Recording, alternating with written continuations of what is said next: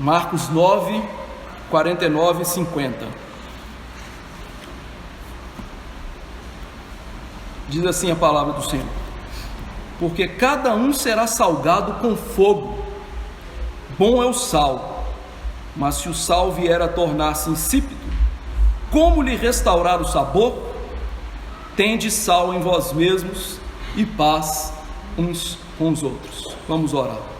Nosso Deus e Pai, nós louvamos o Teu nome pela Tua palavra lida, que é certamente o meio de graça por excelência, a qual o Senhor nos concede salvação e santificação das nossas vidas. E agora eu lhe imploro que o Senhor abençoe-nos de tal maneira que aprendamos o que o Senhor Jesus Cristo quis dizer com essas falas enigmáticas. Que o Senhor nos dê sabedoria para interpretá-las, expô-las e aprendê-las.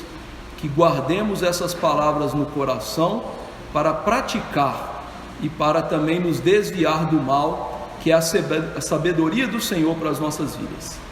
Ó Pai bendito, que todas estas coisas que eu lhe imploro sejam para louvor e glória só do Teu nome, e que na Tua infinda bondade o Senhor seja propício a nós pecadores, nos concedendo nessa noite o perdão, também a graça, a salvação, o abandonar do pecado, o ódio consumado, ó Deus, ao pecado nas nossas vidas, e fazendo-nos, portanto, sal e luz, como nós deveremos ser. Ajude-nos nesse intento. É no nome de Jesus que imploramos essas coisas. Amém. Meus irmãos queridos, nós temos visto que no capítulo 9 de Marcos, os apóstolos estão em grande dificuldade de fé. Marcos relata que esses irmãos, que tinham autoridade para expulsar demônios, haviam falhado, haviam sido ridicularizados diante de uma multidão. Logo em seguida, eles demonstraram toda a incapacidade deles de entender espiritualmente o que estava acontecendo, ao discutir quem era maior. E lembre-se, Jesus acabara de dizer: eu vou morrer, eu vou ressuscitar. E os apóstolos, ao invés de se humilharem, aprender essa lição espiritual, eles estavam lá: quem é maior? Quem aqui é o melhor desses 12? E como se não bastasse, eles viram um homem fazendo a obra de Deus e proibiram aquele homem de fazer a obra de Deus. Diante de toda essa confusão, Jesus começa a ensinar-lhes melhor sobre o discipulado. Nós vimos que Jesus os ensinou através de uma criança a serem servos. Eles queriam ser grandes, Jesus ensina para eles: sejam os menores, sirvam a todos. Depois, Jesus mostra para eles que eles não deveriam fazer tropeçar os seus pequeninos, ensinando que é algo muito grave levar irmãos deliberadamente ao pecado. E Jesus ainda ensina para eles que eles não deveriam também lidar com seus pecados de maneira que fosse algo assim, com menos importância, como se diz assim: o pecado do outro a gente tem que ferro e fogo, o meu pecado está tranquilo, não é nada. E Jesus mostra para eles que eles deveriam ser radicais com o pecado, se eles quisessem entrar no reino de Deus, na glória celeste. E se eles não quisessem ser radicais com o pecado, tanto naquilo que eles viam, pensavam, aquilo que eles faziam e aonde eles iam, eles seriam lançados no inferno. É a mensagem do sermão passado. E hoje Jesus fala de uma das falas mais enigmáticas de Jesus. Alguns comentaristas vão dizer que esses 2 versículos que a gente vai expor aqui hoje são um dos 2 mais difíceis do Novo Testamento. Ou seja, porque parece que não tem nada a ver com o que estava acontecendo.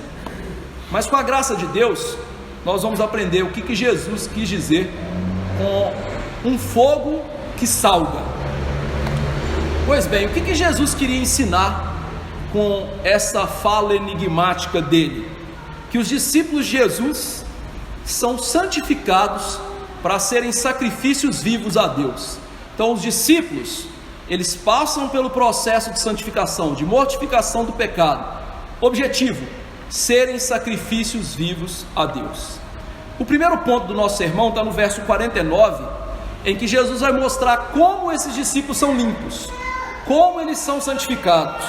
Ele diz: porque cada um será salgado com fogo.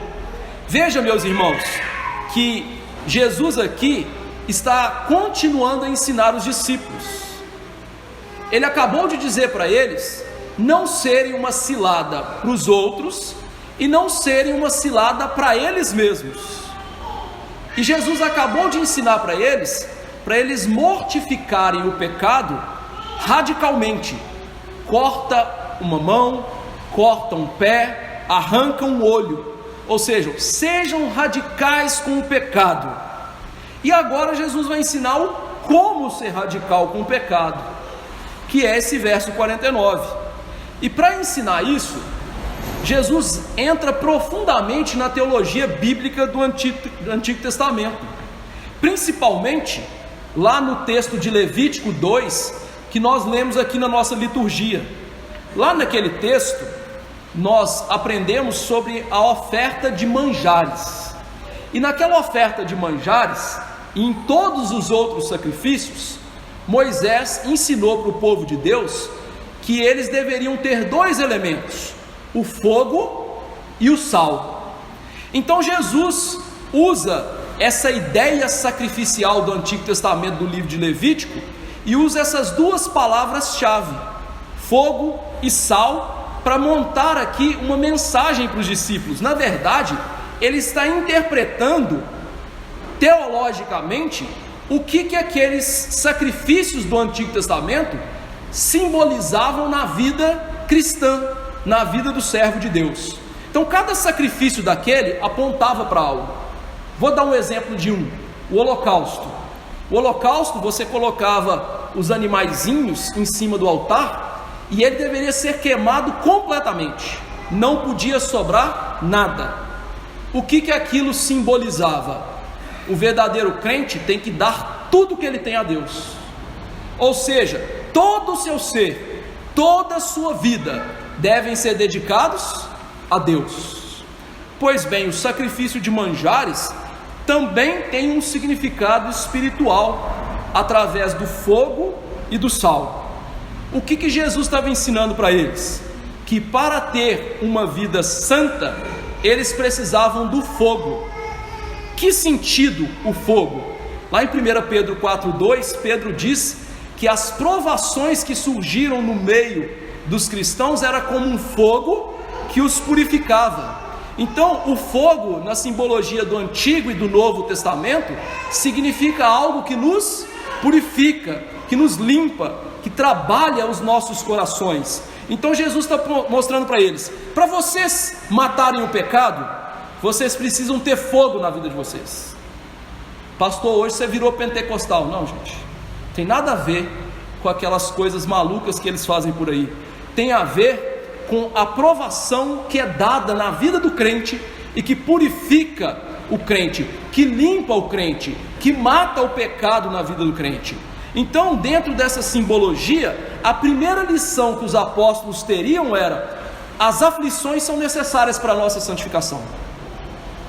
Ou seja, para você matar o pecado na sua vida, você precisa passar por aflições para que aqueles pecados específicos sejam mortos na sua vida.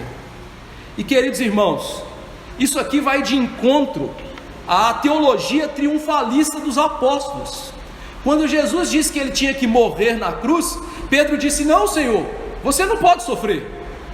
Quando Jesus disse que ele ia para Jerusalém sofrer, mais uma vez os apóstolos não gostaram daquela mensagem.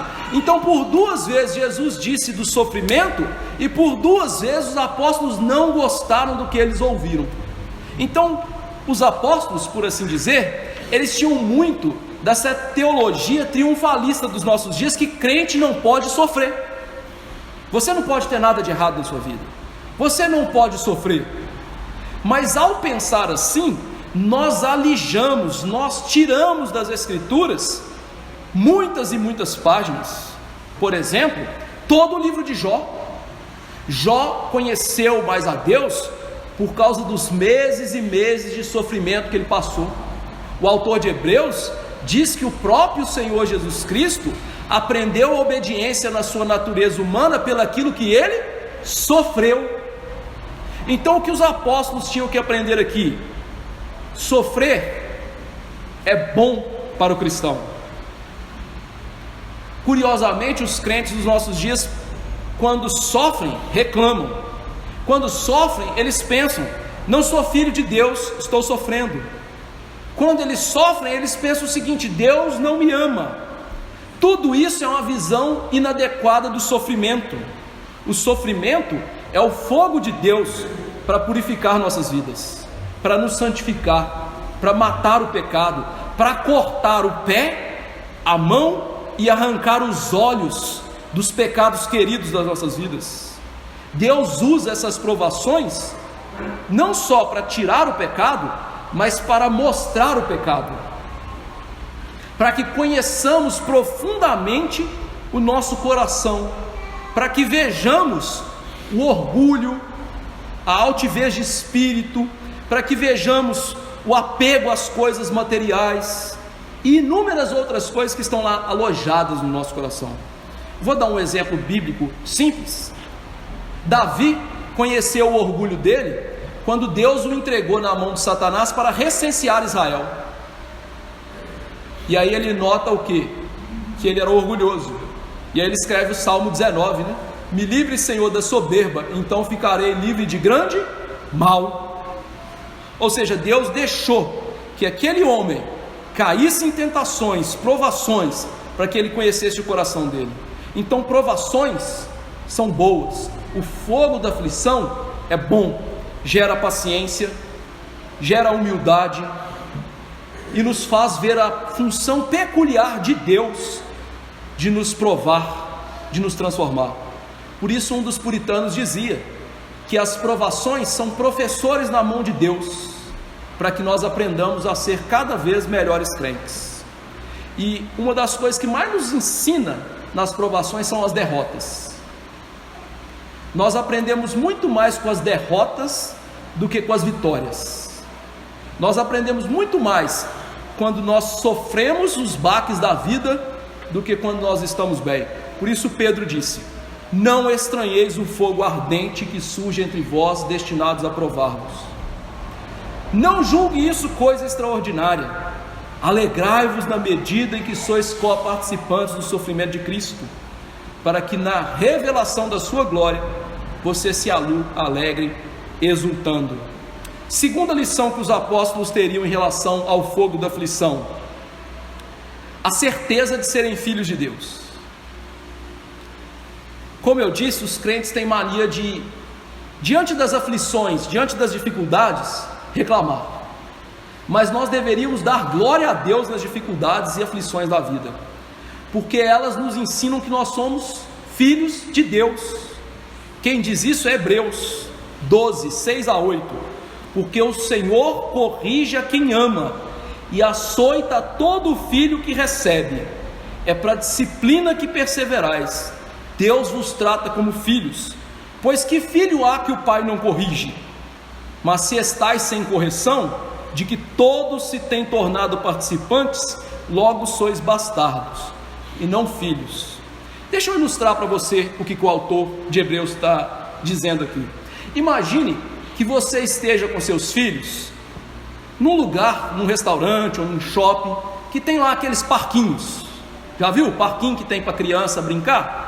E aí as crianças estão lá brincando e começa aquela celeuma, aquela muvuca.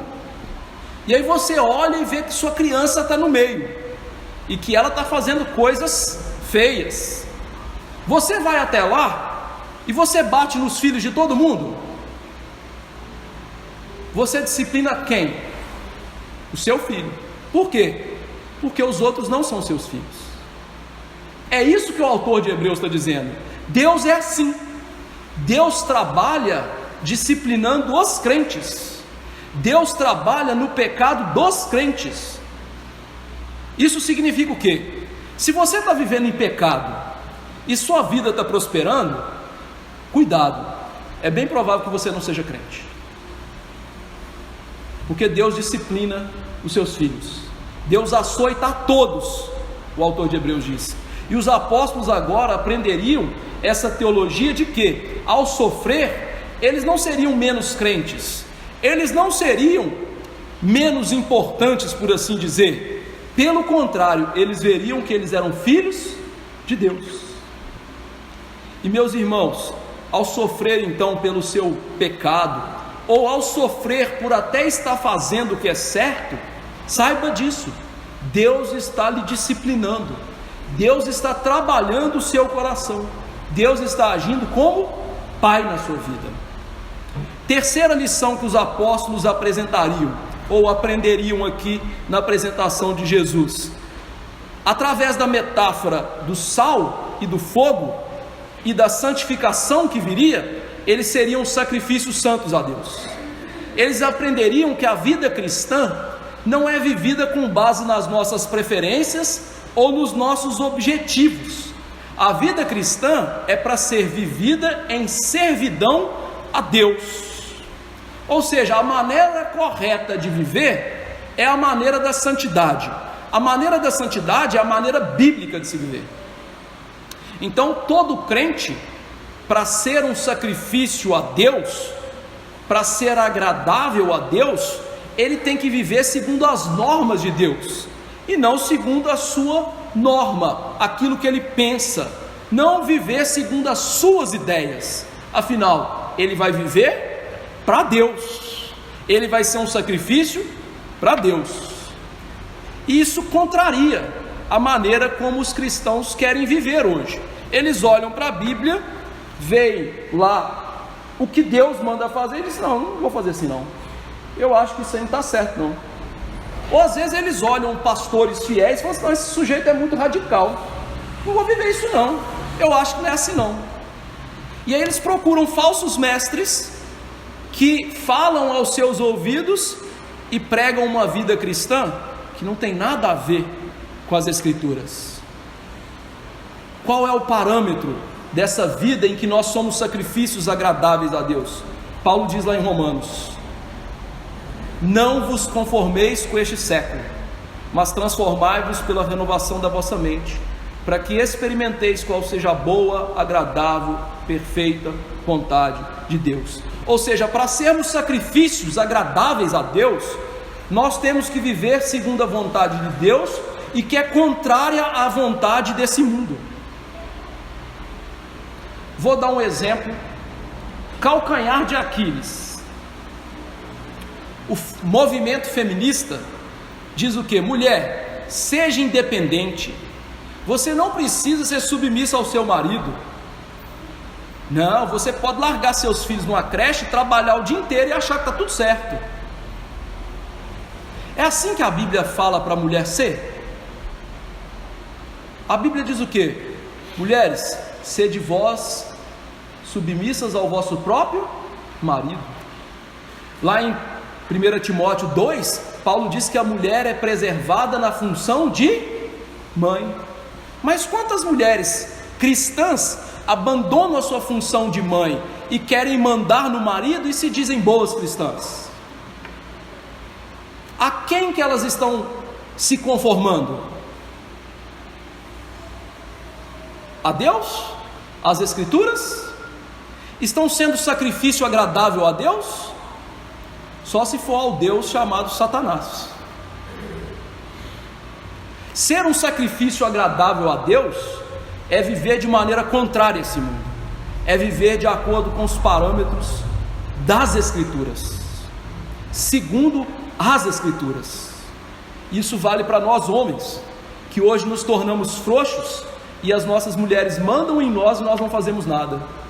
Também nós não participamos da vida dos nossos filhos, não os disciplinamos, não lemos Bíblia com eles, não oramos com eles, não fazemos o culto doméstico na nossa casa. E que tipo de homens são esses de acordo com as Escrituras? Quer ser sacrifício agradável a Deus? viva de acordo com as Escrituras. Pastor, mas eu não sei assim. Então pede Deus para te limpar pelo fogo da aflição. Porque é melhor Deus te limpar pelo fogo da aflição, para você ser assim, do que você não ser assim. Lembre-se, esse texto que nós estamos expondo agora, está diretamente ligado com o que Jesus disse. Se nós não cortarmos os olhos, os pés e as mãos, qual é o destino? O fogo não apaga e o verme não morre. É o mesmo diálogo de Jesus. E aqueles que são santificados e que são diferentes do mundo, o que eles são? Verso 50, parte A. Bom é o sal. Nessa segunda fala de Jesus, que é o segundo ponto do nosso sermão, Jesus vai pegar essa ideia de sal agora, do sacrifício, e vai ampliá-lo para um aspecto geral da sociedade daqueles dias. O sal para a gente hoje, meus irmãos, ainda que seja importante, a gente não dá muito valor a ele, porque ele é barato, não é? Hoje a gente compra 1 quilo de sal, não paga nem R$5 naquilo, paga? Não, então a gente não dá muita importância para o sal. Mas no mundo antigo, o sal era de extremo valor. Era tão valoroso que no Império Romano, o salário dos soldados romanos era em sal. Vinha pela via salária e era dado para eles. Por isso aquilo que você recebe todo mês do seu soldo é chamado de salário. Vem dessa ideia do pagamento que era feito com sal. Olha a importância então do sal. Era o salário daquelas pessoas. Além disso, no mundo antigo, a gente não tinha geladeira, freezer e inúmeras outras coisas, né, que ajudam a preservar os alimentos, aquelas embalagens a vácuo. Então o que eles faziam? Eles preservavam os alimentos com sal. Então o sal, além de temperar a comida deles, preservava os alimentos. Então quando Jesus diz que bom é o sal, ele está evocando na mente deles todo esse contexto que eles vivem. O sal era o pagamento, o sal dava tempero, o sal preservava. E Jesus havia dito antes, em Mateus 5,13, que todo verdadeiro cristão tem que ser sal da terra. Então o que ele está ensinando aqui para os discípulos? Duas coisas. Primeiro, o discípulo é chamado para temperar o mundo. Você já tentou comer uma comida sem sal? É horrível, não é? Por isso que a gente não gosta de comida de hospital, né? Comida de hospital é ruim por quê? Porque não tem sal, não tem tempero, e a gente come aquele trem achando que é horrível. Ou seja, sal serve para dar gosto, temperar as coisas. Então o cristão é que deve dar gosto às coisas, ao contrário da ideia desse mundo. O mundo pensa que o crente e o cristianismo é o quê? Chato e maçante. Tanto é assim que tempos atrás, se você já está chegando nos 40 ou já passou, você vai lembrar dessa propaganda. Tinha uma propaganda de cerveja que mostrava duas realidades: o céu e o inferno.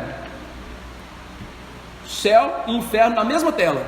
Lá no céu, os anjinhos, né, voando, tocando harpa, e ainda tinha lá a representação de Deus, um velhinho sentado. Parecia aquela monotonia danada, né? E o inferno? Churrasco, cerveja, mulher nua. O que essa propaganda passava a ideia? O céu é chato e o inferninho é que é bom. Ou seja, o errado é que é bom. Essa propaganda, ela acertou em cheio na visão que o mundo tem das coisas de Deus e das coisas do pecado. O mundo olha para Deus e pensa assim: que coisa chata servir a Deus. Que ir no culto, ouvir um cara pregando 1 hora, levanta, desce, canta, lê Bíblia, faz isso é muito chato. O bom mesmo é estar no pagode, tomando cerveja barata e ficar de caganeira no outro dia, comer carne de má qualidade e nós estamos beleza, sextou. O mundo não vive assim? Quantas mensagens sextou você recebe na sexta-feira? E o mundo então fala o quê? O cristianismo não dá prazer. Mas isso é um grande engano. Por quê? Isso é a mensagem do diabo, que começou lá no Éden. Olha, sejam crentes à sua maneira. Sai dessa coisa chata aí de obedecer a Deus. Mas qual é o engano aqui? Meus irmãos, Deus criou o ser humano para adoração. A função sua é adorar. Então a sua utilidade verdadeira é viver para Deus. Você só vai se sentir útil de verdade quando você servir a Deus, adorar a Deus. E quando você fizer isso, o que Deus vai lhe dar? Verdadeira alegria. Essa é a primeira pergunta do nosso catecismo.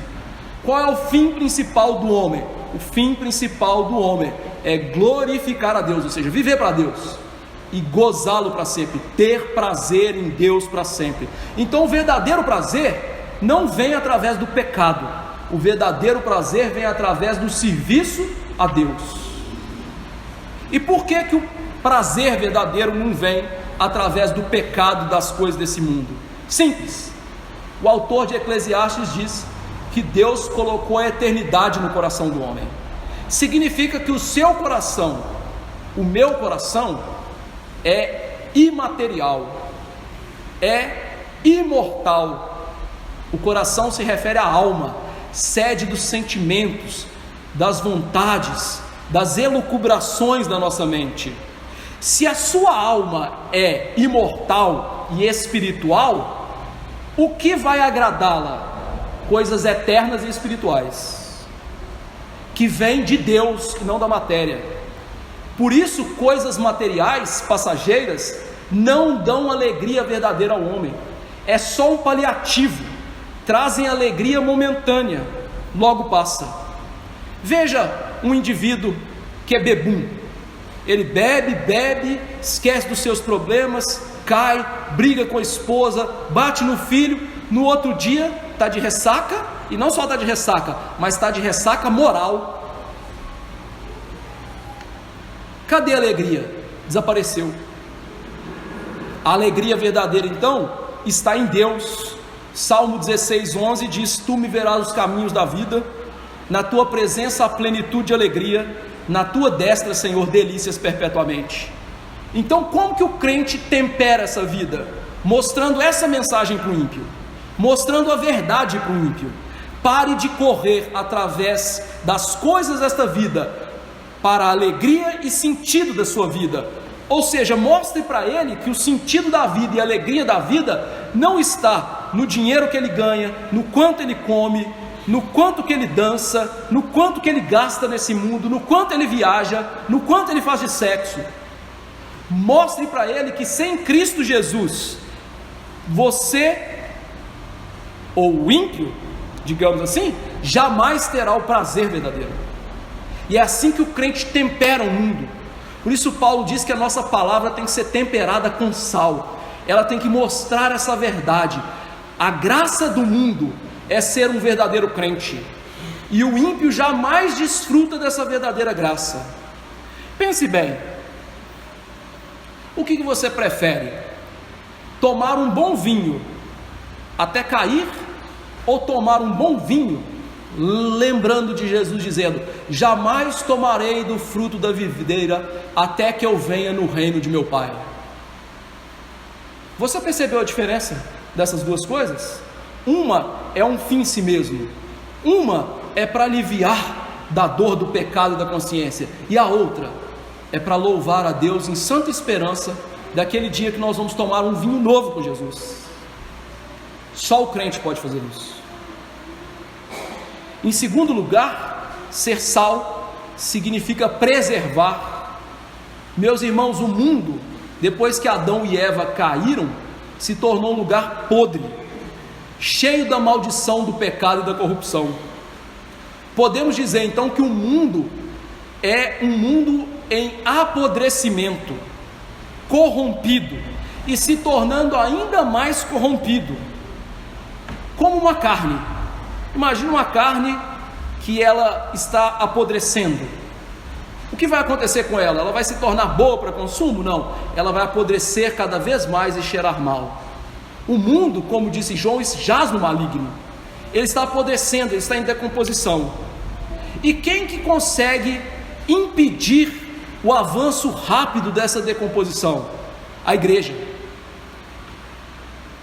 É interessante que a sociedade, ela entraria em colapso se Deus não tivesse a semente da aliança, a igreja, como o antisséptico do mundo. Veja que coisa interessante. Um autor, que é historiador romano, ele, ao olhar para Roma do primeiro século, ele chamou Roma da cloaca do mundo. Só que Roma só foi cair 3 séculos mais tarde. A pergunta é: o que impediu a cloaca do mundo de acabar imediatamente? O cristianismo, que foi salvando pessoas, pregando o amor, impedindo o mal, até que Roma um dia se tornou falsa cristã, e o pecado voltou a crescer, e depois caiu de novo. Então veja, através da história desse império, e não só desse império, a gente pode fazer isso na história de Israel, ou da história de nações. Quem barra a corrupção no mundo é a igreja, é o cristão, é ele que, através das suas vocações, através dos seus afazeres, que vai impedir o mal de alastrar. Vou dar um exemplo aqui para você. Imagine que você trabalhe numa empresa e o seu patrão receba uma mercadoria roubada, e ele fala para você: agora você tem que vender essa mercadoria roubada. Você é crente, qual é a sua atitude? Olha, o desemprego está alto, né? Vou vender. Não, não faça isso. Você vai falar: eu sou crente, eu não posso fazer isso, eu me oponho a isso. Ele pode te demitir, ele pode te ameaçar, mas você vai dizer: eu não sou, e eu vou denunciá-lo.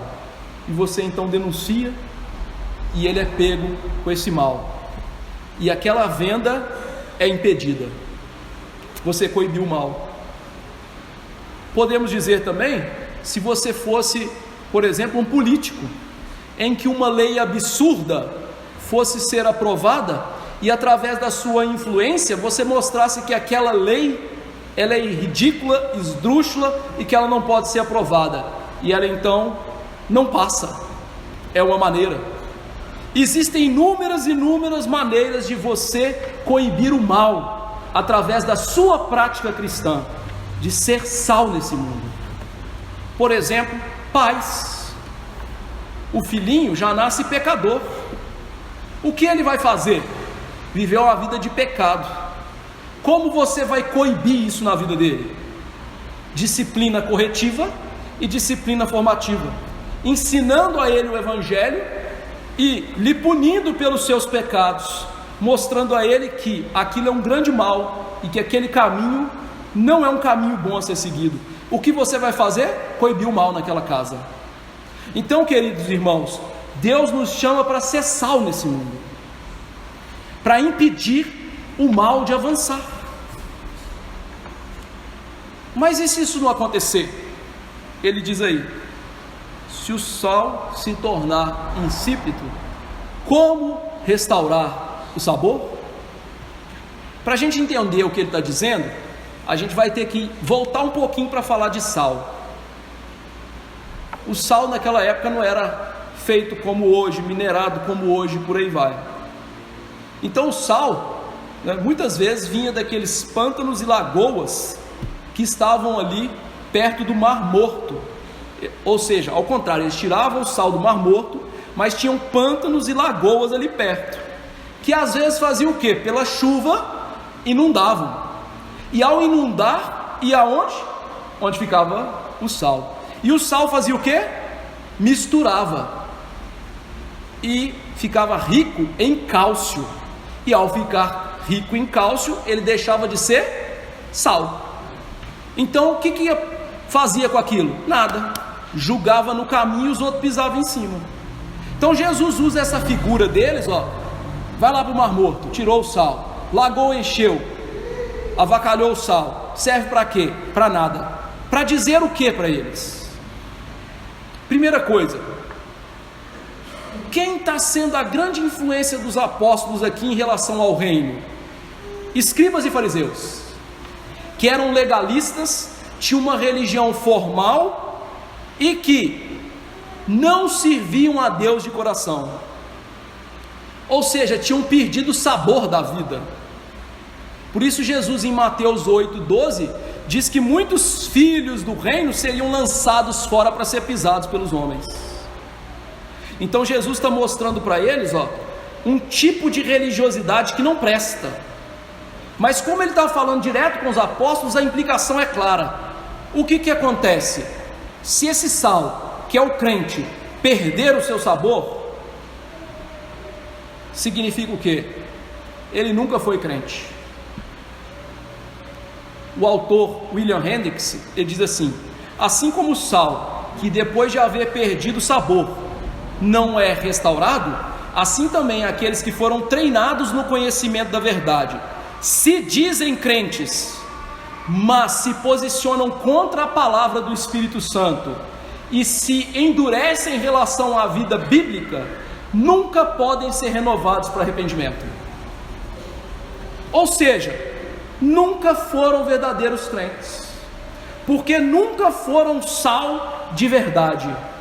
A ideia então é muito clara: ou você é sal sendo um verdadeiro crente, ou você é nada mais do que uma mistura de uma religião formalista, falsa, sem prazer nas coisas de Deus, sem santidade, e que serve para quê? Ser pisado pelos homens.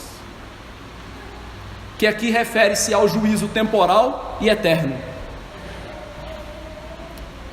Para não ser assim, o que a gente precisa? 50 verso B: tende sal em vós mesmos e paz um com os outros.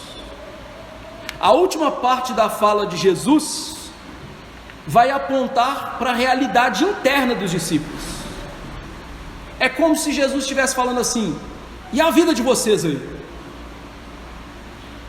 E a ideia que Jesus traz é inútil você tentar ser sal, você ser uma boa influência, sem a graça de Deus operando no seu coração, aplicando pelo Espírito Santo a verdade. É inútil você querer fazer algo bíblico e cristão de verdade, se você não tem dentro do seu coração as coisas que promovem o verdadeiro cristianismo, como bondade, paz, alegria, longanimidade, mansidão, domínio próprio, amor. Ou seja, se o fruto do Espírito não está salgando a sua vida, para expressar de maneira diferente, ou você tem sal na sua vida para salgar o mundo, ou o mundo vai lhe dominar. Jesus então está ensinando para eles e para nós, que uma pessoa, para ser influência verdadeira nesse mundo, ele tem que ser santificado, ele tem que ser alguém que tenha santidade na vida dele, porque não faz sentido nenhum uma pessoa que se deleita no pecado, que vive no pecado, mas que se diz cristã, querer barrar a corrupção desse mundo.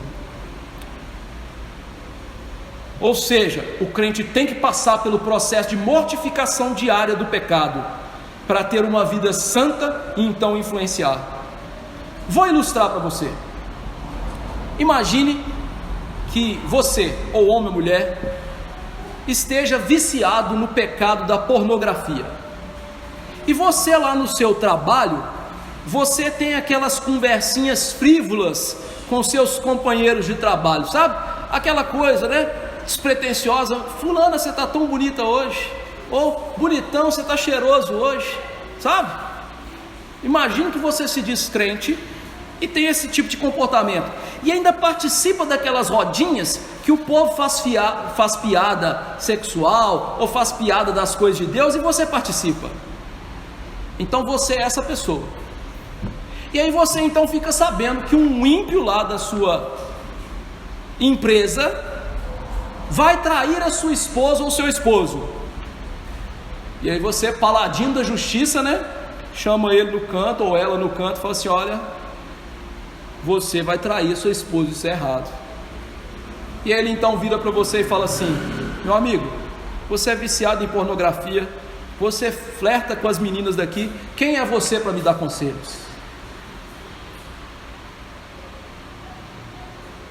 O que Jesus está mostrando aqui é que uma pessoa que não tem o sal da santidade na sua vida, ela é inútil, ineficiente para coibir o pecado no mundo. Então, o contrário é verdadeiro, é a pureza, é a santidade do sal na nossa vida, que vai nos tornar propícios a, nessa vida, barrar o pecado.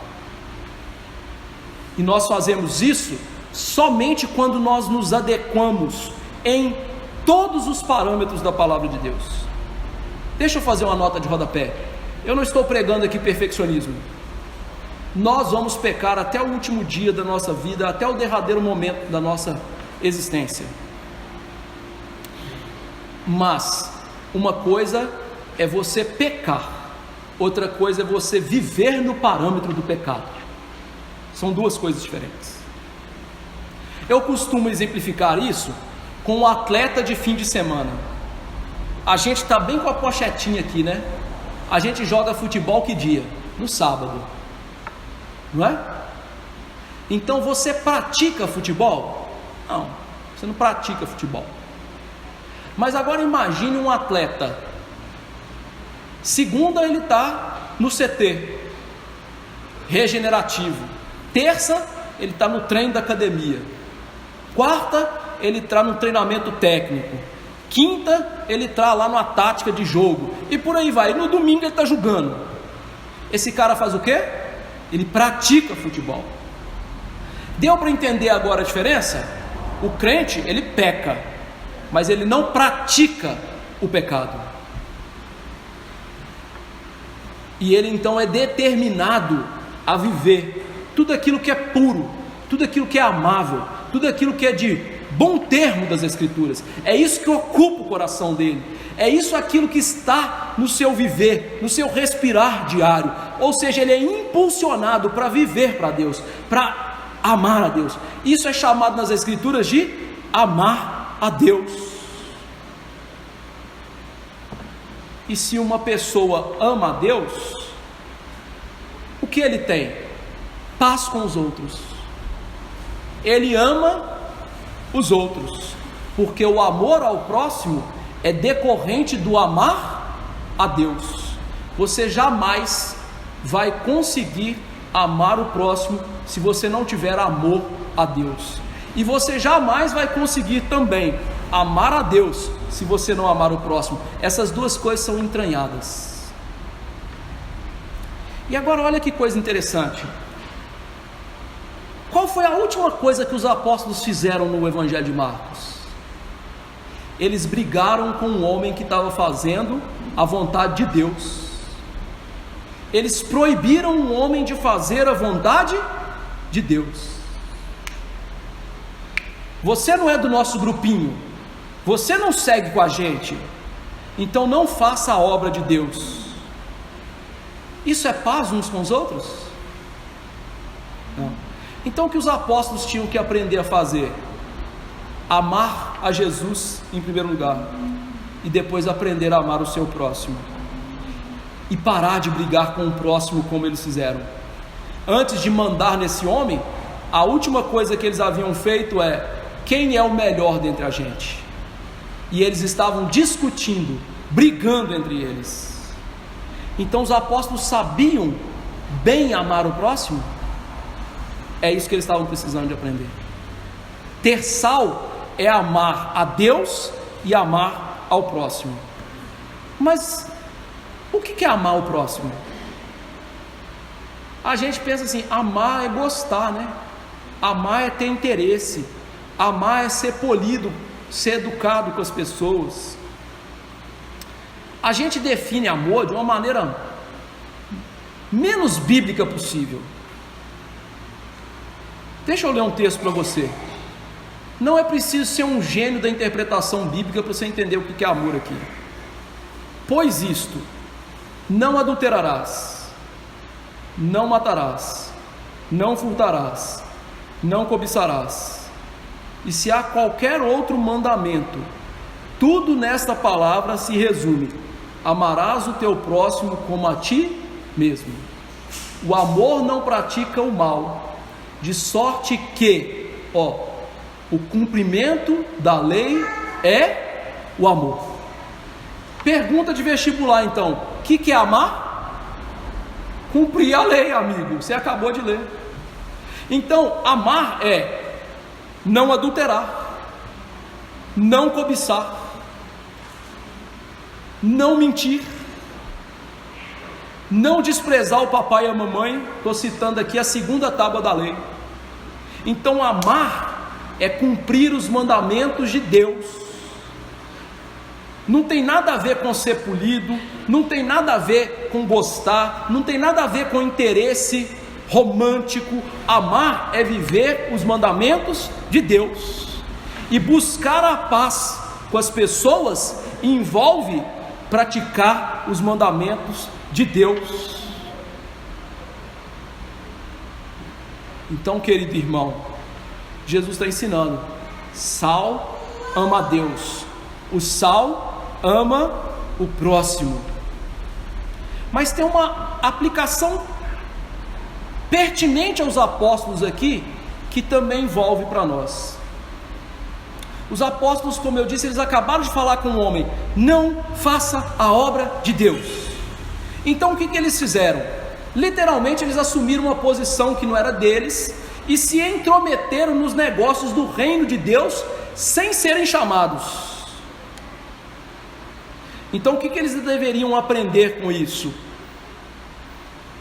O que Paulo disse: se possível, quando depender de vós, tende paz com todos os homens. Ou seja, para você ter paz com as pessoas, você tem que fazer algo que está na sua alçada, algo que está dentro da sua função.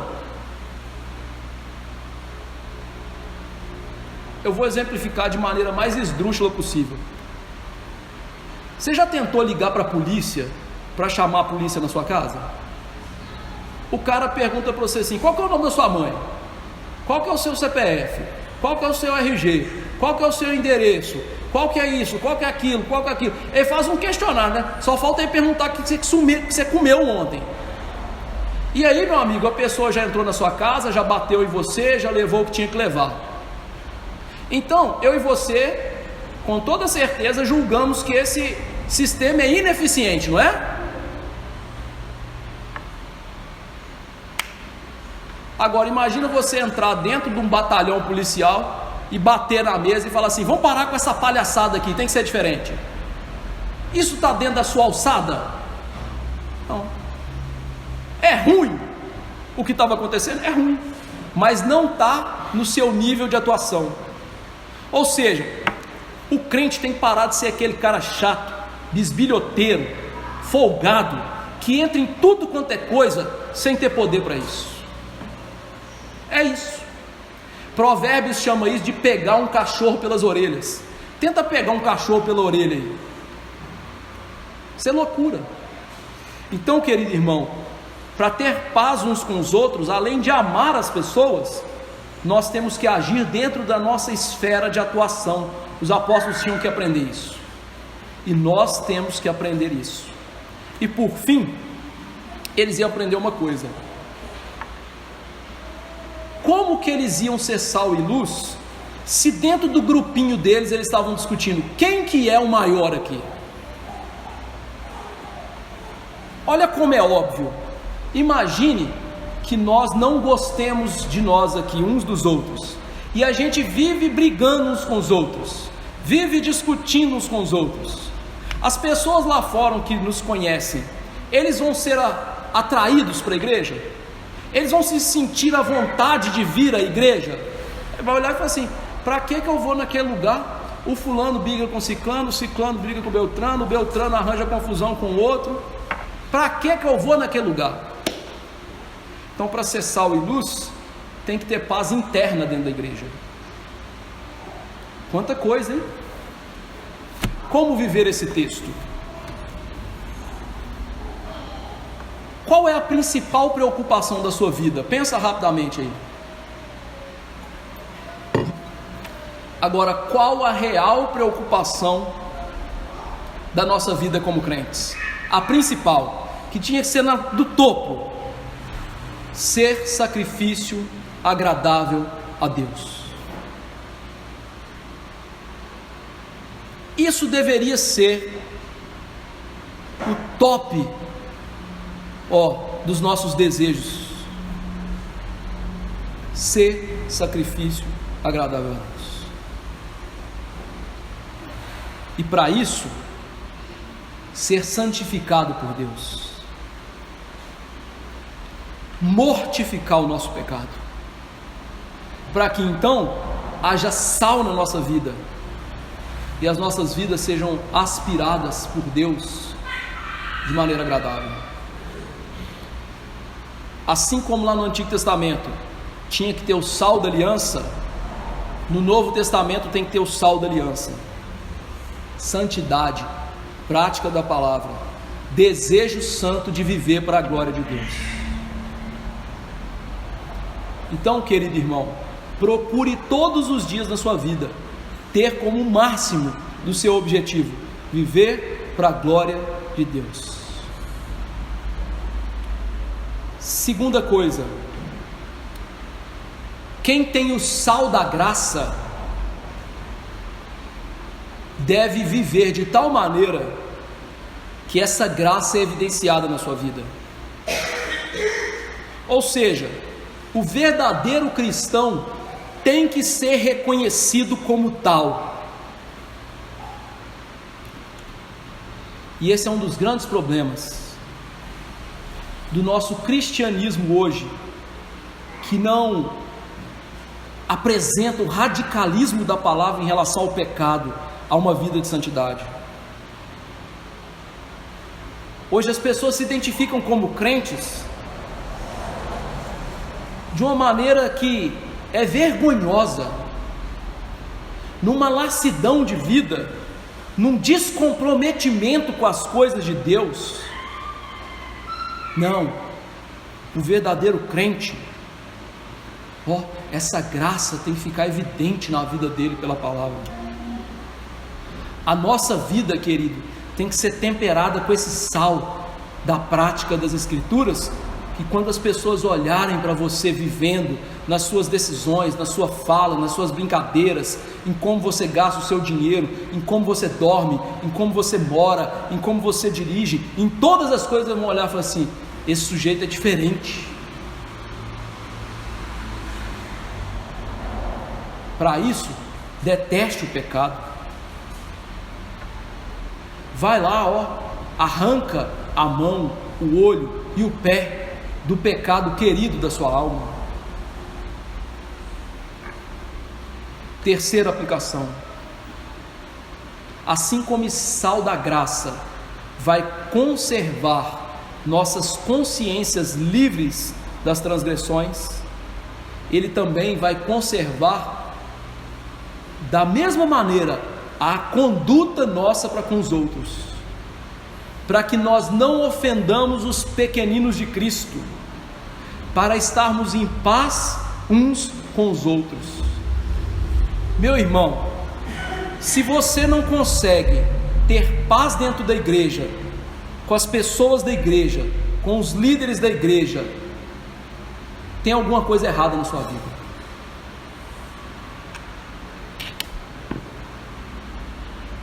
Já viu esse tipo de gente que pula de igreja em igreja, igreja nenhuma está boa para ele ou para ela, não consegue ter paz? Está faltando o quê? Sal da santidade. está faltando ser humilde e aprender a viver a palavra de Deus de verdade. E convenhamos, hoje a igreja cristã é um grande buffet, né?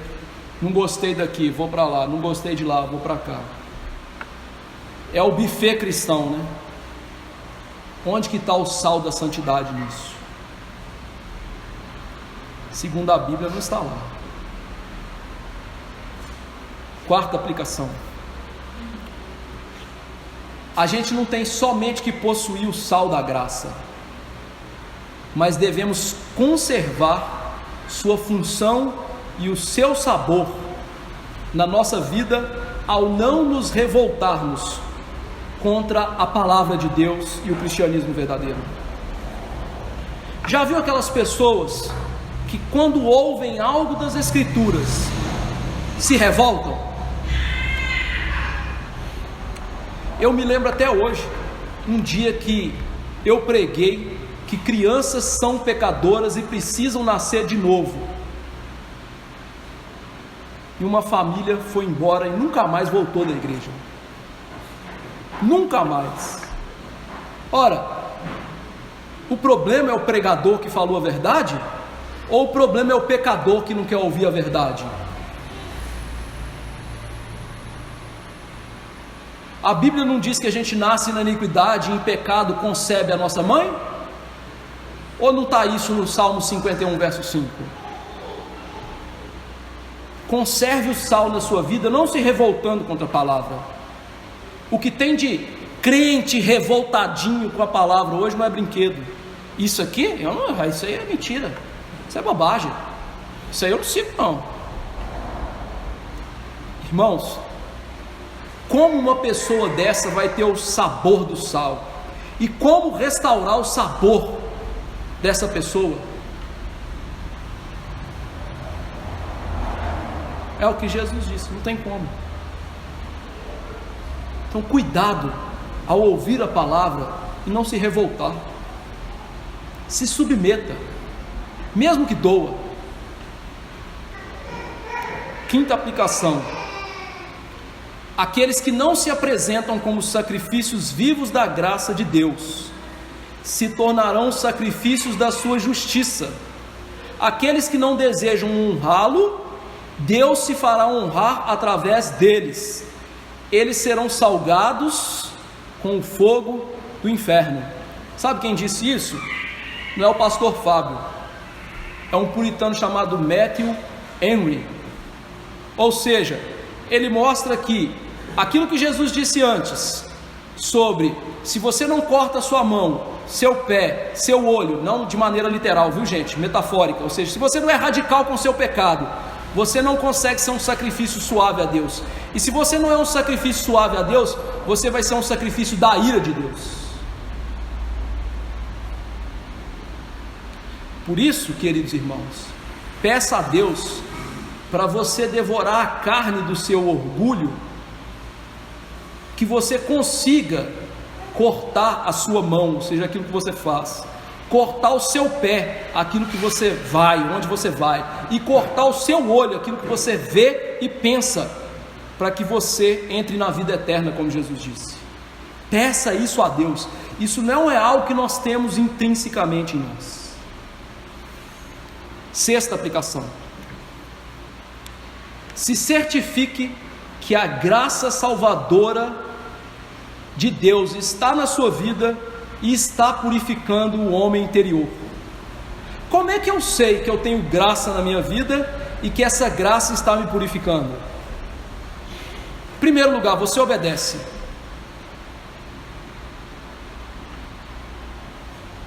Você fala assim: olha, isso aqui é pecado, com a pessoa, e a pessoa fala assim: ok, entendi, vou deixar. Já entendi. E quando ela olha para ela, ela vê que a pessoa que ela é agora não é a mesma pessoa que ela era há tempos atrás. Ou seja, ela está vendo que o pecado está sendo mortificado na sua vida. E a pergunta que eu faço é: você obedece?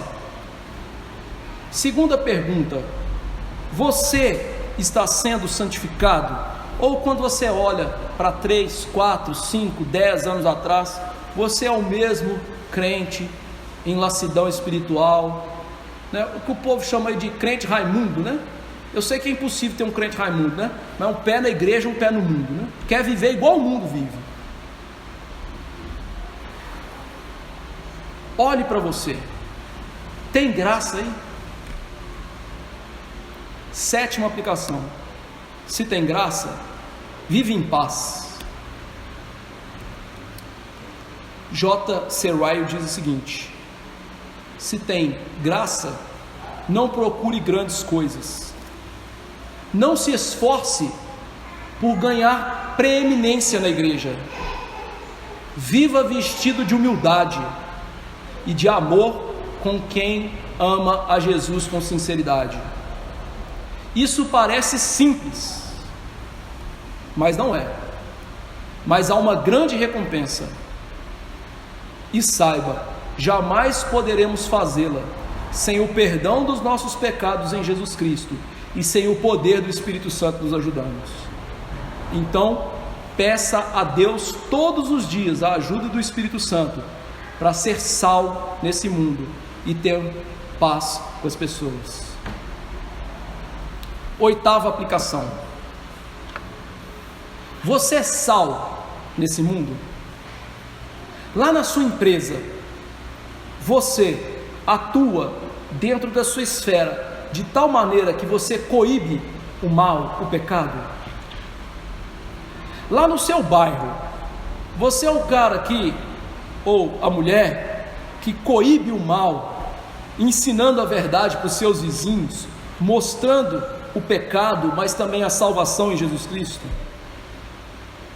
Você na sua casa coíbe o mal, vivendo em santidade, exortando esposa ou esposo ou filhos a viver a palavra de Deus? Você é esse tipo de pessoa? Como fazer isso? Não assuma a forma do mundo. Seja um marido de acordo com a palavra de Deus. Seja uma esposa de acordo com a palavra de Deus. Ensine seus filhos a serem filhos de acordo com a palavra de Deus. Então, lá no seu trabalho, seja um excelente trabalhador. Na sua casa, seja um excelente pai, mulher, filho. E na igreja, seja um crente piedoso, que ama o seu irmão e trabalhe pela igreja. E a nona aplicação é: se você está pensando, está faltando sal na minha vida, saiba de uma coisa: Jesus é o perdão dos nossos pecados. Corra até Cristo, porque Cristo tem o sal da aliança, de maneira que jamais vai acabar. Assim como o sal do sacrifício jamais acabava, o sal de Cristo, seu perdão, graça e força para vivermos a vida cristã, jamais vai acabar. Corra até os braços do Salvador, peça a Ele perdão, peça graça, peça força para viver essa vida, e Ele vai lhe dar. E se você olhar para você e falar assim: eu não tenho sal nenhum na minha vida, peça a Jesus para te salvar e derramar o sal da aliança na sua vida. Ele vai fazê-lo. Ele vai lhe conceder ser um sacrifício agradável para Ele. E que Deus conceda a todos nós essa graça do sal. Vamos nos colocar de pé e orar.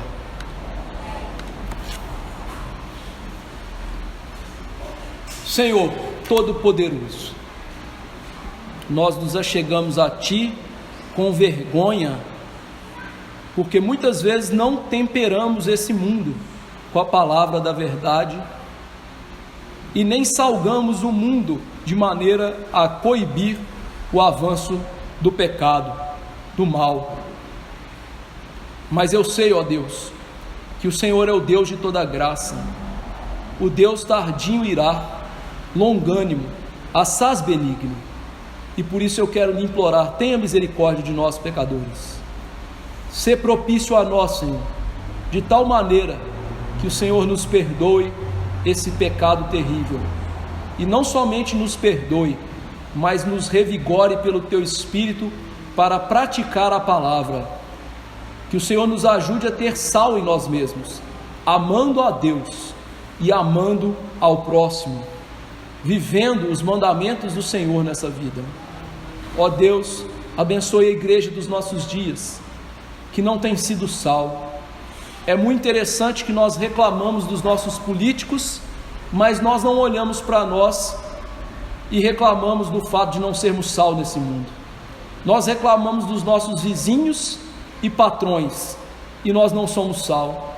Nós reclamamos das nossas esposas, esposos e filhos, e nós não somos sal. Tire de nós essa hipocrisia e faça-nos ver o nosso pecado, e ao ver o pecado, faça ver a solução em Jesus, tanto no perdão quanto na santificação. Ó Deus da graça, traga avivamento à igreja dos nossos dias, que a igreja dos nossos dias seja saudável, como da época dos puritanos, nossos pais espirituais. Uma igreja que era conhecida por servir ao Senhor, por amar, por homens e mulheres, ó Deus, que eram tamanho sal naquele mundo, que o mundo até mesmo parecia cristão. Nos dê a Tua graça, nos fortaleça, nos ajude para isso, e nos dê a plena consciência de que isso só será possível pelo poder do Teu Espírito Santo. Ó Deus bendito, ajude a termos paz com todos os homens e a termos paz dentro da igreja. Que nós deixemos nossas preferências, nossas panelinhas, nossas briguinhas e sejamos pacíficos, porque bem-aventurados os pacificadores, porque são chamados filhos do Senhor. Nos ajude a ser assim, e que isso, com uma vida cheia de sal, possa atrair os Teus eleitos para a salvação e possa mostrar a condenação desse mundo no fogo eterno do inferno. Nos dê a Tua graça, Senhor. Em nome de Jesus eu Te imploro estas coisas. Amém. Que a graça do Senhor Jesus Cristo, o amor de Deus, o Pai bendito, e a eterna consolação do Espírito estejam com os eleitos do Senhor hoje e para sempre. Amém.